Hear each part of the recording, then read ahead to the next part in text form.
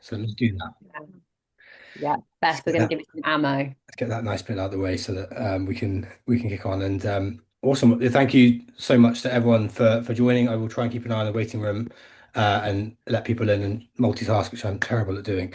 But before we do dive in, folks, I just want to say a big shout out to our sponsors, More Happy.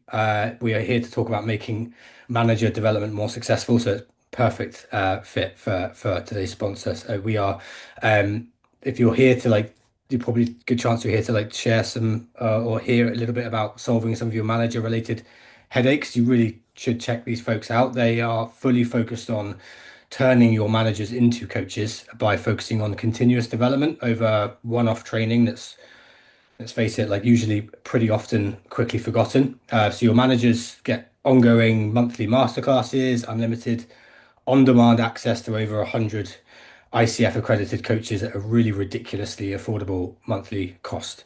And present to everyone who's joining today, any attendees who are here today with 20 or so managers in their org can trial More Happy for free for 6 weeks with up to four of those managers. And there's also an added bonus, purely lucky with timing.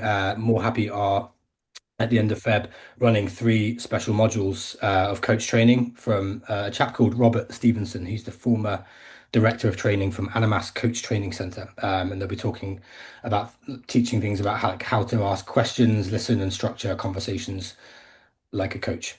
So go check them out. I'll share a link in chat in a minute in case anyone's interested in exploring that a little bit further. But hopefully, very perfect timing, very relevant for today's conversation. Let's dive in. Let me just add some people from the waiting room because that's still filling up. So why are we here? So this is like clearly an incredibly widely felt topic and problem for a lot of people. We are still talking about managers and development and the problems that we're seeing around this. And we got chatting to our good friends here at Wonderful Brilliant recently about this topic, sparked from a LinkedIn post. And it seems to be that there is this sort of systemic issue with how companies are doing this. There must be, like, we keep talking about it being a problem. It's not working. Managers aren't being supported, being developed in the way that we intend for them to be. So there must be this problem.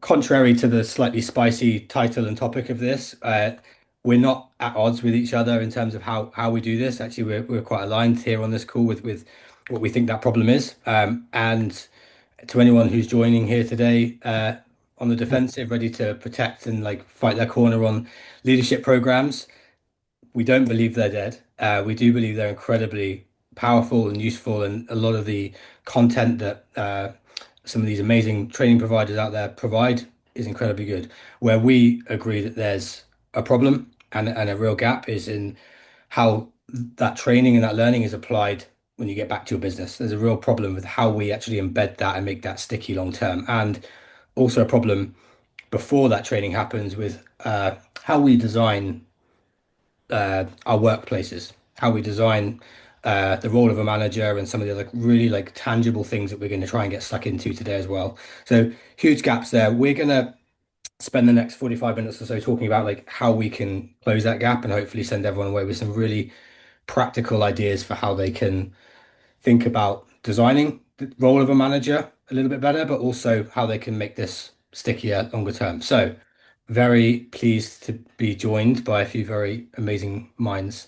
I'm going to pass over to Becki and Jess first and let you handle intro. Are you going to do it together or individually? Becky's going to do it. I'm going to do it Lucky for you. both of us, for both of us. But thank you. That was such a good, articulate way to speak to a very big problem, I think, that everyone's experiencing. So, hi, everyone. If I haven't met you already, I'm Becki, one half of Wonderful Brilliant, and this is the lovely Jess. We are ultimately a people consultancy, but we believe in doing things a bit differently. So, bringing a more human approach to work. We do that by focusing on two things that we are both very passionate about and also specialists in. So, my background is in psychology and behavior change. So, for me, I have a real focus on how can you develop capability in managers and leaders in organizations, and how can you do that in a brain friendly way. I get really excited about that. Whereas Jess does more about organization and systems change. So she looks more into the culture and how can actually you look at the whole system to create performance changes. So we work together with our team to ultimately support startups, scale ups in building manager and leadership capability and driving performance outcomes. Beautifully said. Thanks. Over to John. you, John. No pressure. Awesome. Yeah, I'll try and follow that. So yeah, hi everyone. Lovely to meet you. I'm John. I'm Adam's other half at OpenOrg, and yeah, I do a little bit of our exec coaching, some of our culture change consulting projects, as well as help with the community. So if you're in the community as well, hello, it's me in real life. Bit of a squiggly career across 20 plus countries, 30 different companies, mostly in the last 7 years before OpenOrg. I was kind of doing COO roles that had a people-centric focus. And one of my jobs for a while was helping companies start and sustain people manager communities of practice within their organization. So I'm kind of coming today with that hat on, maybe share some epic fails and hopefully some learns as well. So hey everyone.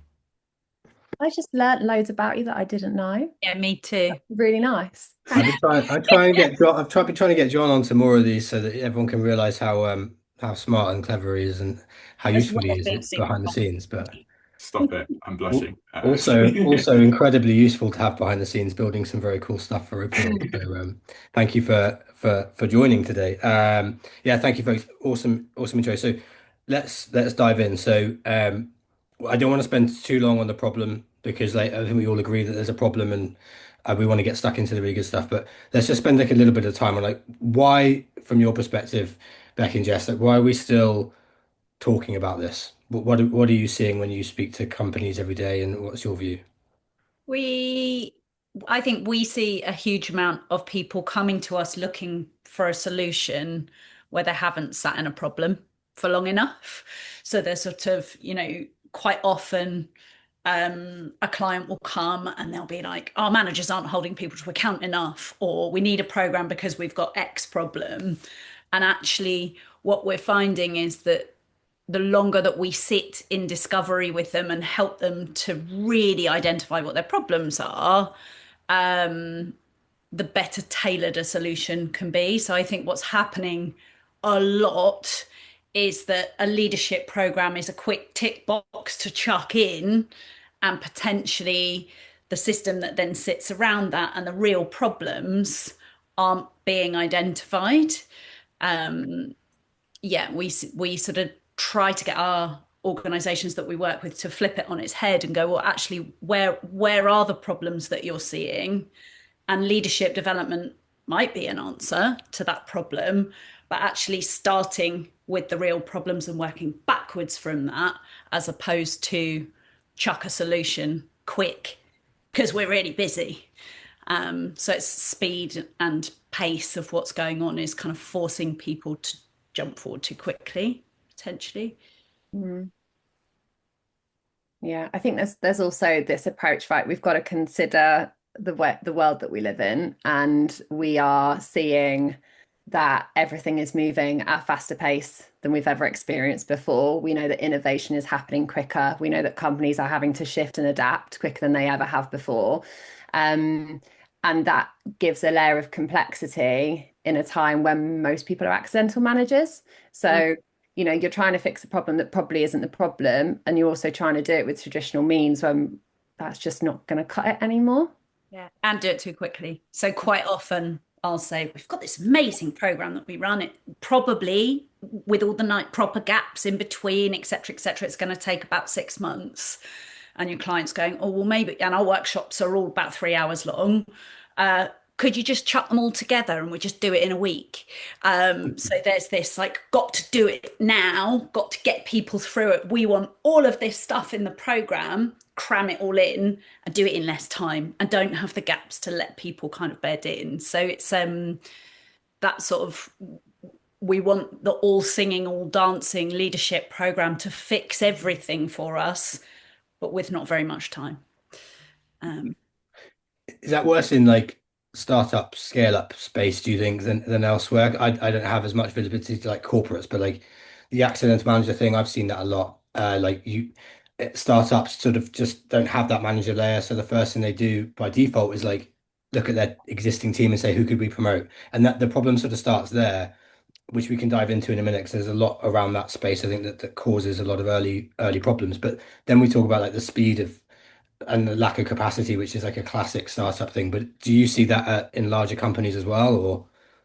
Yeah, you do quite a bit of work with some of the bigger organizations, don't you, Bex? But Yeah, and yes, I mean, and probably to caveat that with even those organisations that we work with are a bit are bigger.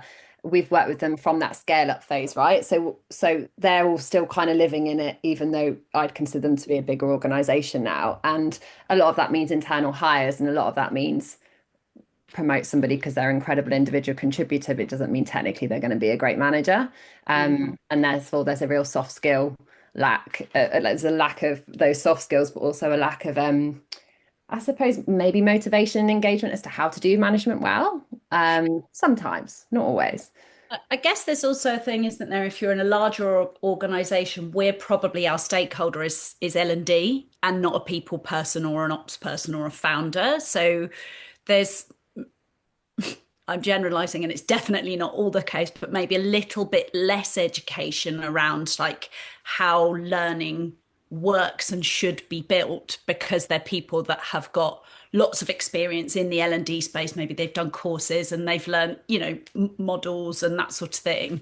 In theory, they understand how learning should be built. Better in practice, definitely not always the case, but maybe a bit more in terms of education around that. And you mentioned just now, just like people come to you thinking they need a particular solution because they're not sat in the problem long enough. You dig deeper, you find out there's specific things that are actually causing that. I know that it's hard to generalize or make sweeping statements here, but like, are there some classic cases that you see that are like classic problems that you tend to unearth when you're doing your work with companies? Yes, definitely. So I think the first thing is like expectations, clear expectation setting with managers around what they're supposed to be doing and how they can kind of apportion off their time. So if you're in a position where you've been a great individual contributor, you've been rewarded for that, all your praise and value has come from ticking stuff off, and then all of a sudden you find yourself in a manager role, you don't want to let go of that stuff that you've been celebrated for, right? Unless an organization are being absolutely crystal clear with managers around the fact that they don't have to do the doing anymore. They need to enable other people to do that and move the kind of friction in the wider system out of the way so that they can do their jobs well, rather than going, oh, I used to do it like that and they're doing it slightly differently. And so I think expectation setting is something that always comes up. What else, Bex? I'd say like line of sight as to where the organization is going and how each department is lining into that. So it's more of the role that Jess plays when she's looking at the system. But we often get, particularly in that kind of startup stage where you're moving into more of a scale up where everyone has then got their departments and they've got the thing that they want to do, but perhaps it's not always aligning. And I think that makes it really challenging for managers to really prioritize their time and to support their people in prioritizing their time if they don't have that really direct like line of sight as to what are we actually trying to achieve. Yeah, we've got a slide that actually sits consistently through most of our programs, which is it's like a rocket ship on the Earth, and then there's the moon up here, and up at the moon end it says vision, purpose, goals, and then you've got your kind of departments and your teams and then your individuals, and this concept of if I'm a manager, am I kind of swimming in my own lane and my blinkers aren't on, sorry, or am I looking at more widely and holistically what are we trying to achieve as an organization? And so often we end up in a position where we're running a manager program, and either the managers are going, has my boss had this training? Because they needed to, or they're in a position where they're saying, yes, but we've got these kind of multiple priorities coming at us from leadership, and they're not aligned. And so actually, as a manager, I don't really know what I should be focused on. And typically I just do either what my boss tells me to do, or even worse, it's like who shouts the loudest, and I'll just do that. So that focus, expectation setting, line of sight, it has to be in place before you begin the program. Um, which is why we sit in trying to get organizations to understand that first, but B, then get senior people in the organization sort of singing from the same hymn sheet. So a lot of the time we'll be asked to come in and deliver, make our managers hold people to account training, and we'll say, okay, talk to us about your culture and your vision and your values, and are they lived, and is everybody pointed in the same direction? So we'll end up doing work around that first, and actually the leadership development program comes way later down the line. People don't necessarily like to hear that, right? So they're coming to us and they're going, right, this is my thing, my solution, and we're like, no, it's not. You've got way more work to do before you can actually get that off the ground and make it work properly. Yeah, that lines up with, I know, Adam, I know you want to get into kind of the how do we fix it bit. So there's very, very quick couple of points from me on this, but lines up, Jess, what you were saying there, like the four kind of symptoms that I've seen in over the last like 10, 15 years probably. One is like managers don't get a real performance conversation on being a manager from their manager, right? Mhm. It's kind of like an obvious thing, but it's just not happening.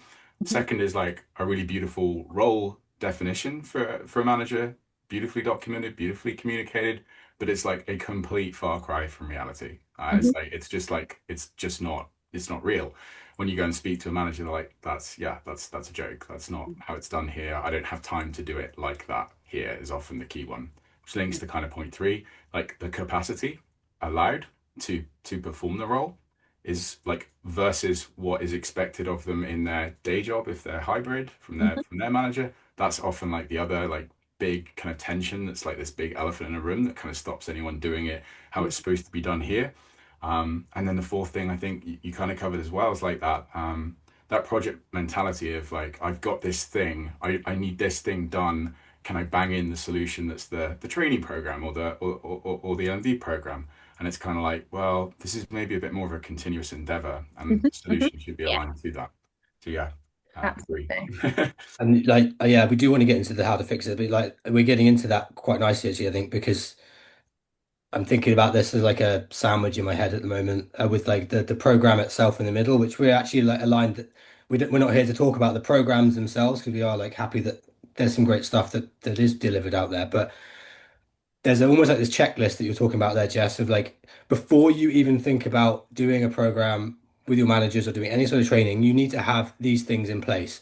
Mhm, And there's like a bit of a checklist we've already started to gather here. So we've got like, what does a manager look like here?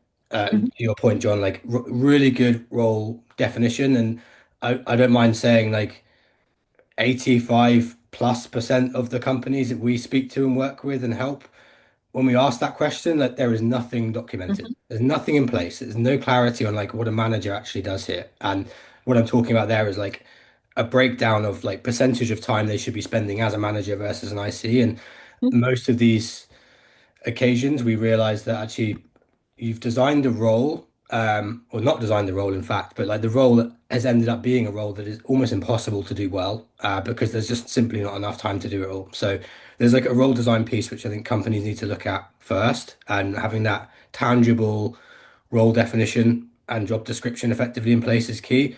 Tied to that, which we've sort of touched on, but maybe haven't fully dived into yet, is like how we hire managers here. I don't think that's typically done very well by a lot of companies, maybe because there's not a proper role definition in place. If we don't have a proper job description and understanding of what we need, it's hard to hire for that, whether that's external or internal. So another piece on that checklist is like, how do we actually hire managers, and are we identifying and finding the yeah. right people there? John, you talked about like performance conversations as well. I think that there's a really tangible piece that we again see when we dive into performance frameworks with companies and how managers themselves are actually assessed. I tend to find it's probably like a sweeping statement again, but like I tend to find a lot of the focus for performance frameworks and conversations is on like ICs. Mhm. Managers are more the role that they play is like we're running these rather than actually being measured ourselves quite often, and I Less, don't think that's done well. it's less tangible, isn't it? The manager competency stuff. So what I tend to find is they do exist, these manager competencies, but nobody looks at them. Or you'll be like a month into a program and you'll have a conversation with someone. They're like, "Oh yeah, we do have those." I'm like, "Why didn't you give them to us then? This is insane." Yeah, so it's fluffier, which makes it more difficult to tick box, I think. Yeah. Yeah, it all feeds into one another. Like if you're not clear on who you need or what the manager does here, Mm. you can't hire the right person. You can't assess their performance or measure their performance well. And if you then throw them into this leadership program that you've probably spent a lot of money on, could be completely the wrong person to do that. So like you're setting them up for failure, and like getting off on the wrong foot from the start. So little mini checklist there. We will, by the way, folks, follow up with like a proper nice little care package for everyone after this with like a little bit more depth on some of the takeaway stuff and share a few useful things on that front. But useful just to get some of that in our head. So if we assume that you meet a company that has got all this stuff in place and we're good to go, like we're in a place where we can start talking about like supporting their managers a little bit more as well without diving too much into the program piece again, because everyone does things differently, and there's no necessary right or wrong way to deliver that. But if we maybe skip a little bit forward to like program's been delivered, what we all know what happens next typically, but like, let's talk about that just for a few minutes. Like what do you see? And John, maybe you've got some experience here as well to share. Like what do we typically see happens at that point? I was looking at John. Do you want to start, John? Oh, And then I'll follow on after you. yeah, well, I can. I mean, I'll give the thing I've seen the bad thing I've seen happen too many times. I suppose if we start there and then we can Mm. talk about like the solution. It's like, am I doing that right, Adam, or did you want a happy path? I think that's okay to call that Yeah. out. So Yeah. we Share deliver session. Yeah, it's all good. we deliver the program, nothing happens, right? No, there's no change. Everyone forgets after a few weeks. Old habits creep in. The Hmm. end, right? Hmm. So how do we stop that happening? Is the question, I think, Beck and Jess. Yeah.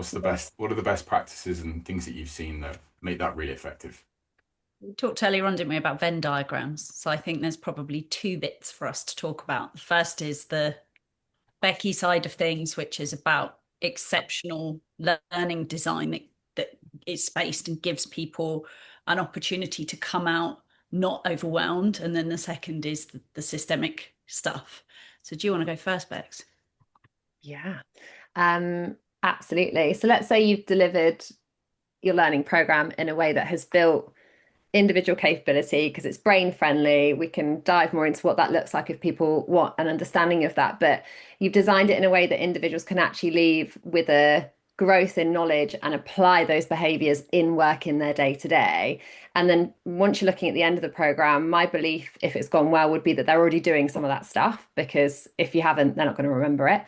And then we've had ongoing conversations, haven't we, about like what does it look like, how you keep that going. And something that I'm familiar with doing in organizations is action learning sets. So that for me is a way of continuing cohort learning, and ultimately, if you guys are familiar more with learning experience design, I often call on the 70-20-10 model, right? Which is the idea that 70% of our learning is experiential, it happens on the job. That's the way as humans that we're built to learn. 20% is social. So that's about how we learn from others and how we learn through the support of others, observing others, role modeling, people coaching us, asking questions of us, but ultimately other people like supporting our learning in a more informal way. And then we've got that 10%, which is formal, which is like your catalyst. So we call it the 70-20-10, but I flip reverse it, right? Because you need the catalyst to start your learning in the first place. So you want to go 10-20-70. So you've come to the end of a formal learning program, which technically, if done well, should have incorporated all of those aspects, not just the 10%. And then you've got to think, how do you continue to keep that 20% social learning going so that managers are learning from each other and from others across the organization? And whether you call that communities of practice or action learning sets, it's ultimately creating space and holding space for a group of people to come together to share challenges, to unpick how they maybe solved that challenge and how that maybe went wrong and what they learned from it. Because that reflection is what key to us driving our behavior change, right? And if we're not doing that, I think as a collective, if we think about like this collective intelligence and how we drive behavior change in organizations, I think we're missing a trick because that's when learning drops. If you're leaving it at an individual level, it's too hard when life is busy and work is busy and I've got too much to do to deliver it. So I would be saying, thinking about how you drive that 20%.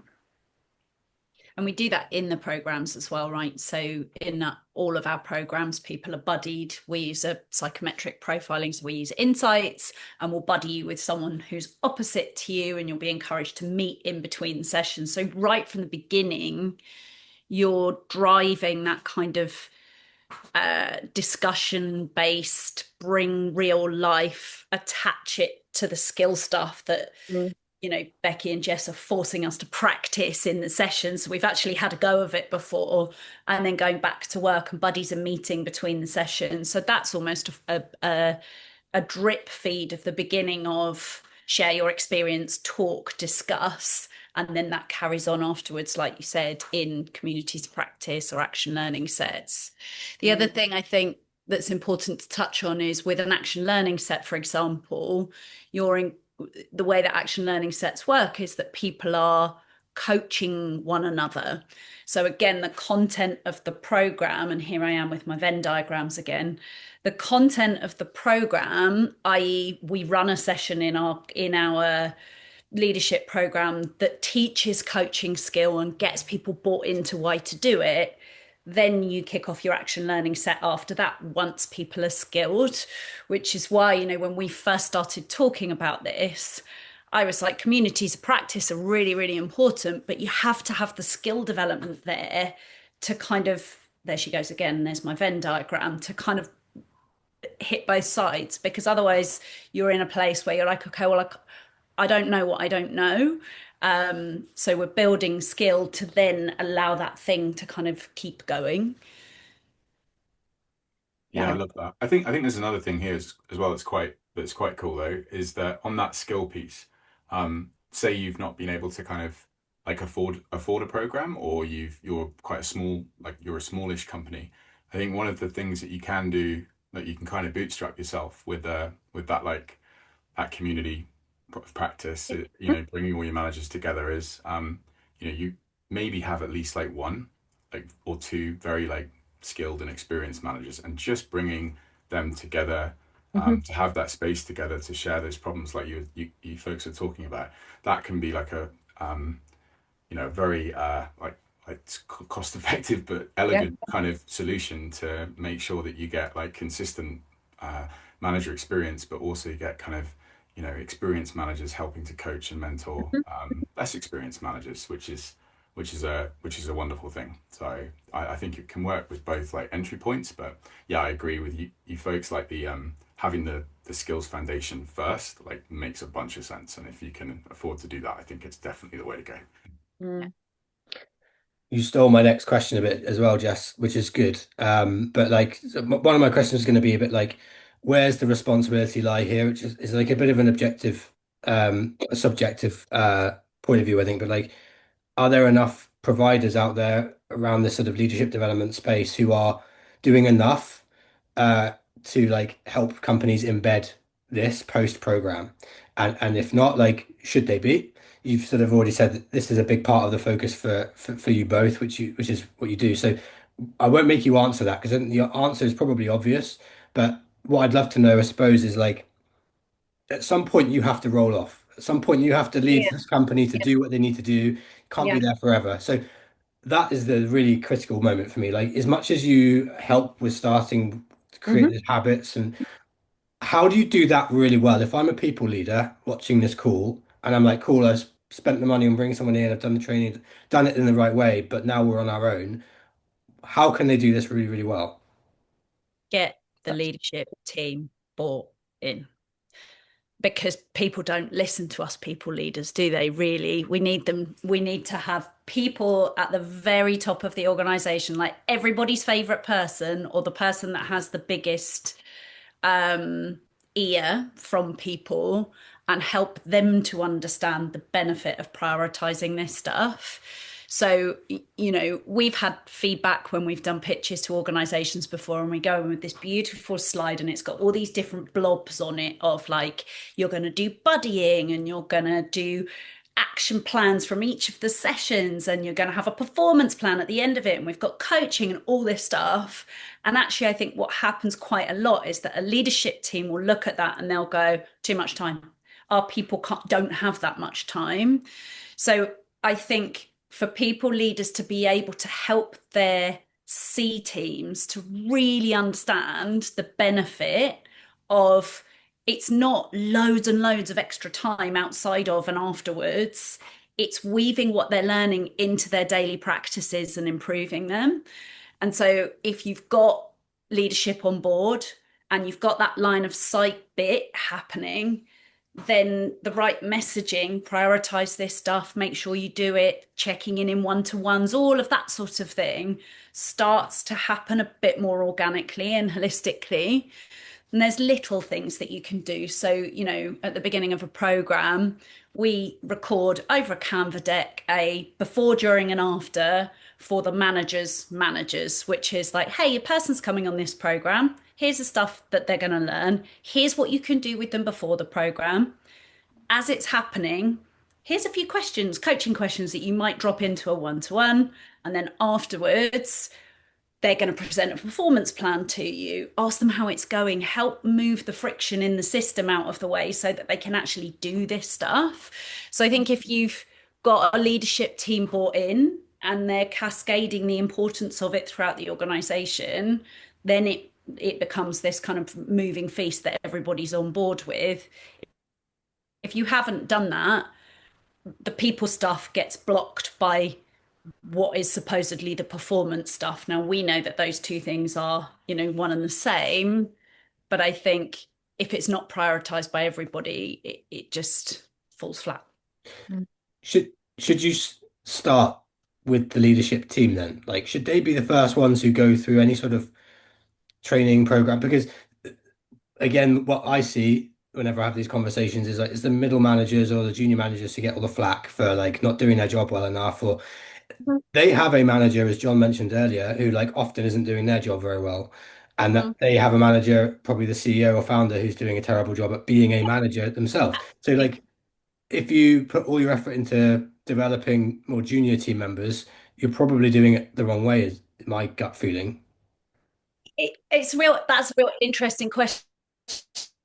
And we've approached it differently with different organizations. So we've got one that we're working with at the moment who have done a Thrive for Individuals, which is we've started at the bottom and we're doing managers, and my hope is that we will then move to leaders next. Ideally, I'd have it the other way around, but the problem with leaders is that they're busy and they think they're a finished product. So you're in this position where you're trying to sell in a manager program or a leadership program, and ours is kind of 3-tiered. So you can go, this isn't just the bog standard management. We know you've got that already. Actually, you're teaching all the same skills. So yes, ideally you would hit leaders first because they then know what the managers are going to be covering, and they can support it and they can role model those same behaviors. And then you've got this kind of organic systemic thing. The problem is getting buy-in and getting people's time to do that. Is hard.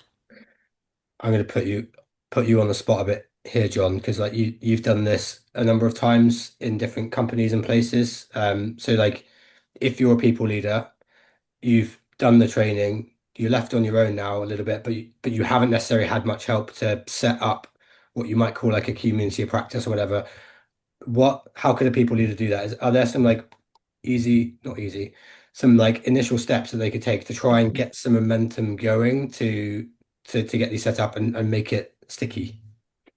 Yeah, no, I think, and it links to some of what Jesse was just saying as well. I think I I think you need to start with like a good reason, and that's got to be a good reason. I think grounded in data so that you get the buy-in that Mhm. Jess was talking about.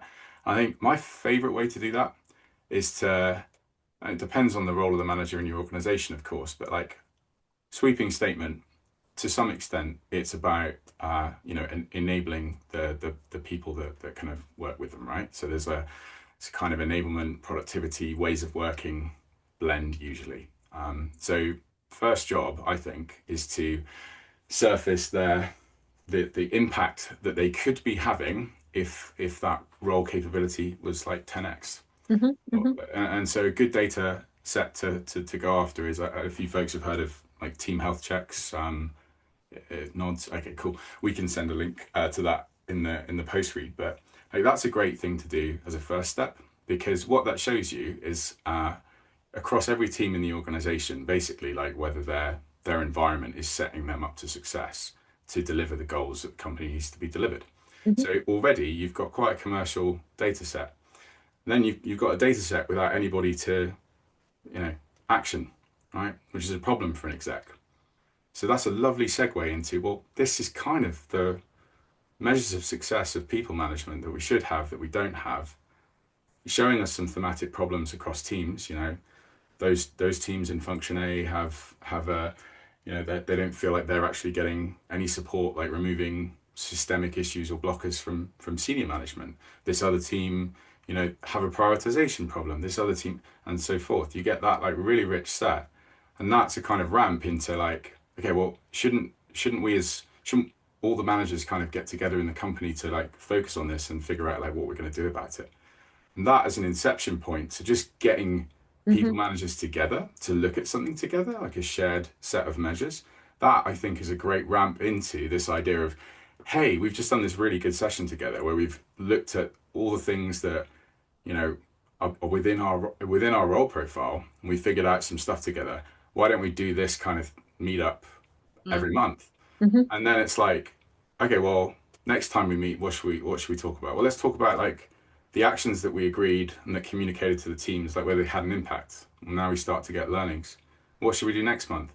Well, actually, like feedback and like people not really being happy with how it's done here is kind of a major issue. Okay, well, let's do a session on feedback. Is anyone really good at that in the company? No? Okay, well, let's get someone in for that skills dojo, and so forth. So you kind of like build this momentum off the back of that like data driven approach. I think that's probably like my favorite way to ramp this. And I haven't spent any money yet. I've spent time, but I haven't spent any like great deal of money. So that's probably my number one starting point. And then sustaining that thing, that's kind of a separate piece. Yeah, and the reason I love that and how you've described it is because I would say that is one of the blockers that you come across at the end of a program is the managers go, hey, I've just spent all of the time doing this thing. I need to be doing some work now. And what it's getting them to understand is like management is part of your role and you as managers are shaping the company, and it gives them that aspect as to how what they're doing has a commercial impact. So I think that engages them as well. There's like an empowerment piece as to like come along with us on this journey. Um, and actually, I think then it's just figuring out the logistics, right? Which is like, who is the person who has those conversations about when this is going to be planned and who's going to lead those sessions? Because I think that's when you lose momentum of whether you're doing an action learning set or a community of practice. There needs to be a lead, and whether that's something where somebody slots in and somebody else nominates month on month or every 6 weeks or whatever you do, but there needs to maintain that momentum. And I think that only happens if you have somebody who is guiding it. And if that's the people person in a startup, you're already really busy. So is it going to be the managers? Like, who is it going to be? And I think having that as an open, candid conversation, perhaps in that first session that you're talking about of like, how are we going to do this if we want to lead it as managers, is really important too. Yeah, I agree. I think like that's one of the key ingredients. I think it's like, and I think the common pattern I've seen is like the people leader kind of like definitely helps like get the Hmm. wheels going. Hmm. They're the person that probably suggested, hey, maybe we should look at team health, or maybe we should Hmm. think about this theme that I've seen in our engagement data, and maybe we need to come together. They're usually like there's a catalyst role in my experience. That's what I've seen. I think that's one of the key ingredients, and the other kind of one is like maybe just around the role itself. Like quite often a lot of uh, there's a lot of like either negative press Hmm. actually about managers in a company, or there's like a lot of pull from the managers themselves, like, hey, we're like half of us are brand new to this role. We haven't had any skills training. Like Hmm. we haven't literally had nothing. Like help. So like one of those two inputs, I think, it is like a really nice like runway into this. If you see one of those two things happening, that's the kind of like trigger to be like, okay, this is maybe a good opportunity to pilot some of the stuff that we've been talking about today. Yeah. Yeah. And you're describing that real pull approach, right? So you're starting with what are the problems, what are we identifying in the data, and what that does is that people can resonate with that, right? So already they're kind of on that journey with you because they're going, yes, that's difficult for me. Whereas, yeah, whereas if it's sort of more pushed, it's all about the sell, isn't it? It's all about the conversation that you're having with people and helping them to feel ownership. It Um, is. and like what you're serving to them is in response to their real life challenges. Yeah. Yeah, exactly. And I think on whilst we're on cells, like, and as part of that, like steps to do, there is one other as well, right? Which is kind of um it's kind of the hardcore people leader as like change agent piece, which is like, the classic is we we are losing our best we're losing some of our best people on a regular basis, and the reason cited is like poor management. Mhm. Okay. So in that situation, you take that data, you cost you price it, you cost it, you calculate what that is costing the company in money in real terms, and you go, we have to do something to improve our manager capability, and I think I know how to do it. And then off we go. And you're kind of into like business case and pilot and prove model, and back to kind of what Becki and Jess were describing earlier. There's also I watched, she's amazing, lady called Juby speak at Adam's Sapien X conference last year, and she was talking about less about people are leaving, but more about, and the comment she made, and it just really resonated, and I use it all of the time. If you're in front of your leadership team and you're saying, are we getting ROI on our people here? So you're paying a salary. What's your return on investment on that salary, as opposed to our kind of slightly more fluffy HR metrics that we throw at the leadership team and potentially they don't really care about? Ultimately, you're paying out a salary. What are you getting back for that salary? Because actually, the multiplier for that is the manager. So we can help you to make more money if you prioritize this and give it the time. So I love that frame, that ROI on the salaries that we're paying. It speaks in the language of your business.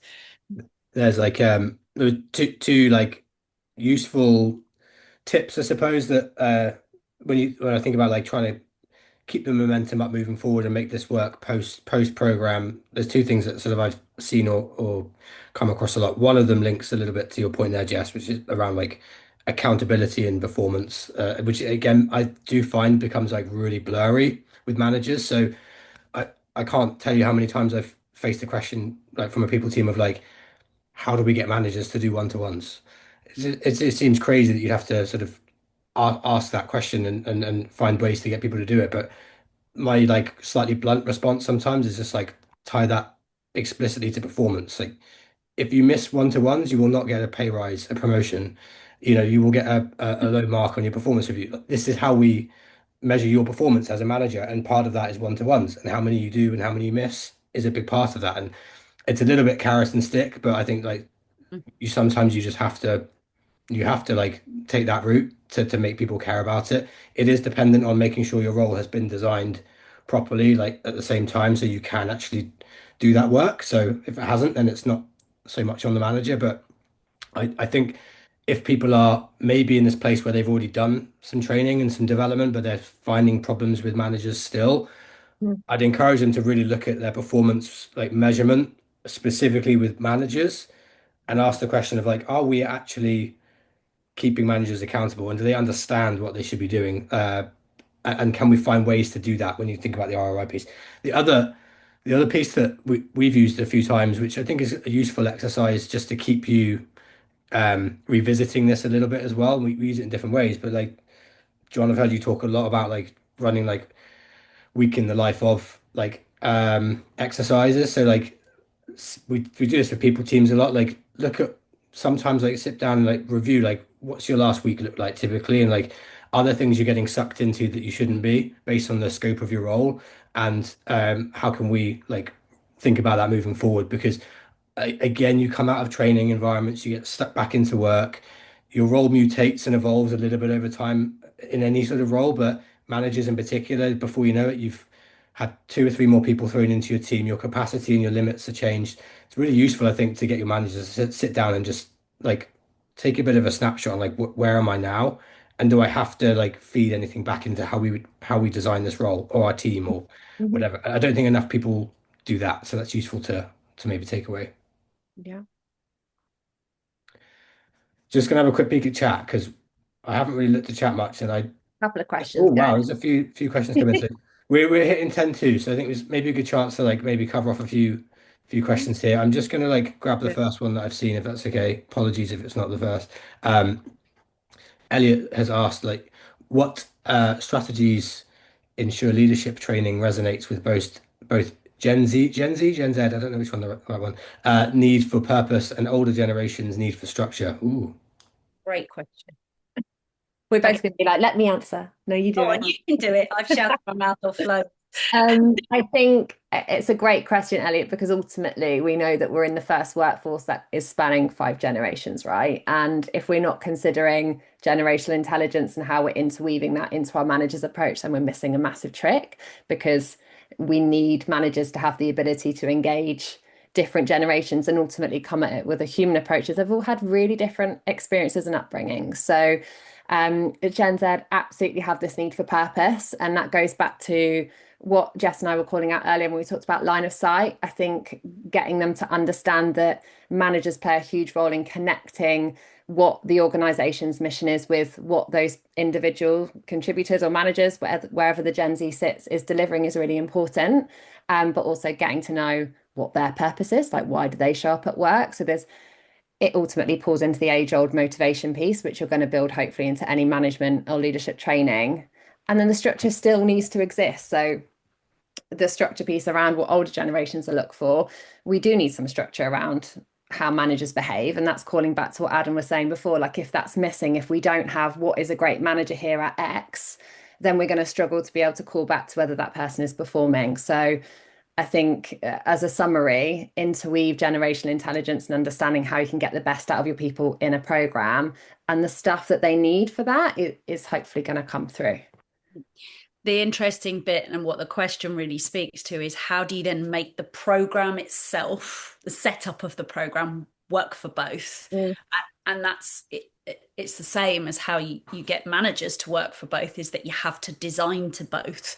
So when people are coming in, you're using the structure of your program, and you're, in the contracting part at the start, you're saying, we understand that you're all different people with different needs. You're going to engage in this in different ways. So, those of you who want to have your screens off sometimes or be doing things in various different ways, do it that way. Those of you who want to access the program in this way, do it this way. So it's what you're teaching needs to be mirrored in the way that you're building your program, if that makes sense. Yeah. Awesome. Thank you. John, anything to add to that, or should I skip on to the next one? I think next one, yeah, that was really good. Awesome. You might be able to chip in on this one. Not to throw you to you, but Michael has asked how would you implement leadership behaviors in a 400 person org before a leadership program? Is that I imagine that's kind of like the sort of the designing Yeah, and I writing assume value maybe that strategy. means like we're not very clear on what leadership behaviors look like. Yeah. We want to get that right before we then try and work with them on this. Yes, I have one take on this. I'd love to hear what Becki and Jess think. So I think it might, yeah, maybe it's a different perspective, but I'd probably start with like what's the current state? Like actually, like how are current leaders showing up, and try and be like quite candid about that, both some negative behaviors and positive behaviors, and use it almost as a kind of way to align that group of people of like, okay, look, this is how we currently show up. This the direction we're trying to take the business in is X, so there's a strategy kind of linked to it there, goals we need to hit this year. Where are our current kind of behaviors slowing us down? I think there's like a little self-diagnostic with the leadership team community to do that bit first. I would then also hold the mirror up to them, and I'd run a similar exercise with the whole company. anonymous perhaps for psychological safety purposes, but I kind of get that same like check and balance of current state, future state. You know, where are we today? How do I wish my leaders showed up tomorrow? And then kind of put those two things together to then form the draft and foundation for whatever we write down, and ultimately kind of put in the practices and habits and tools to kind of hopefully reinforce and embed that. So that'd be my approach. What about you two? We did a really similar thing with a company. We did a bespoke program for them a while back, and they'd kind of gone through that process. They'd got these behaviors that they'd written, and we got into kind of session 1 of the program, and they were really feisty engineering types. 2 or 3 of them were like, we think these are shit. And I was like, okay. But actually what we were then able to do was completely flip. So we used the program sessions to say, okay, well, let's give feedback on them. And throughout this program, let's pull from you as kind of a test group and iterate on what is a first draft and doesn't speak to you. 6 months later, at the end of the program, they're singing to the same tune, but they're written in a language that the people on that program have consistently fed into. So each session where you're teaching a skill, they're going, well, the behaviors say that. So how do we, feedback, for example, you teach the skill and then you say, right, how does this apply in the behaviors? What's the good practice here?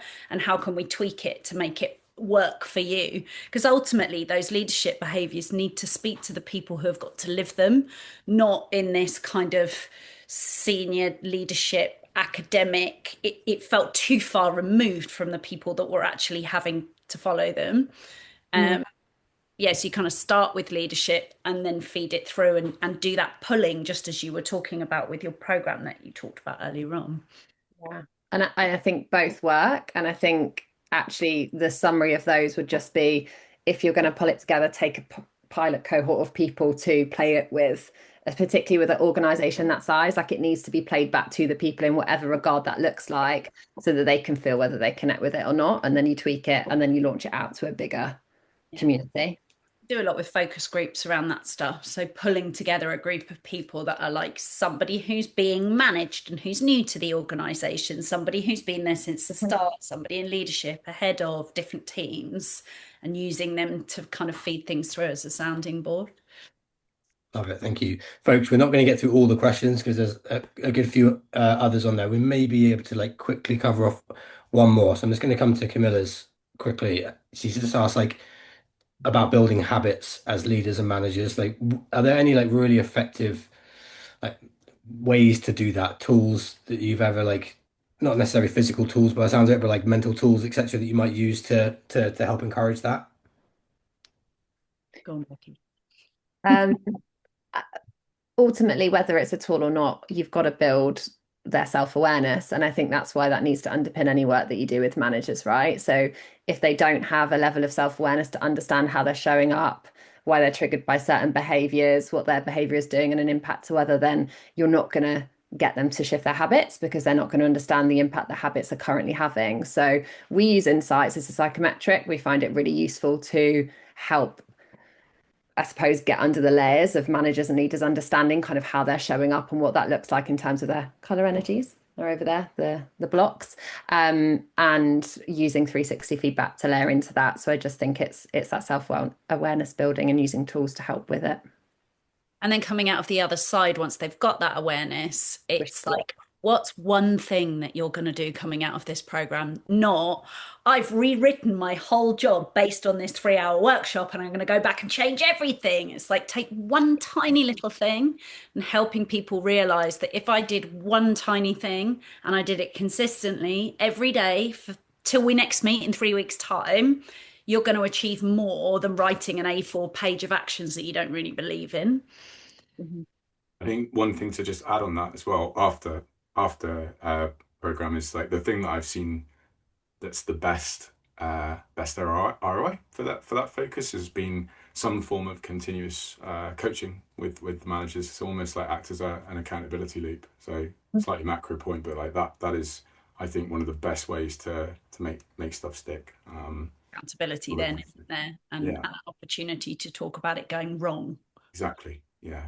100%.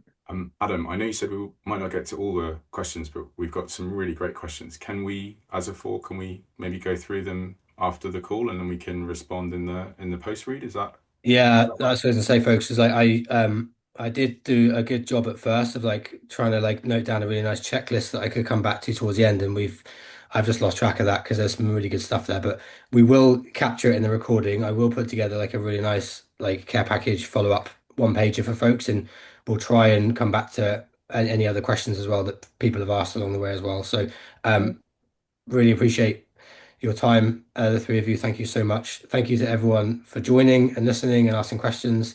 We will come back to you and we'll share some takeaways very, very soon. Thank you for joining. Thank you, everyone. cheers, everyone? See you later. Yeah. Bye.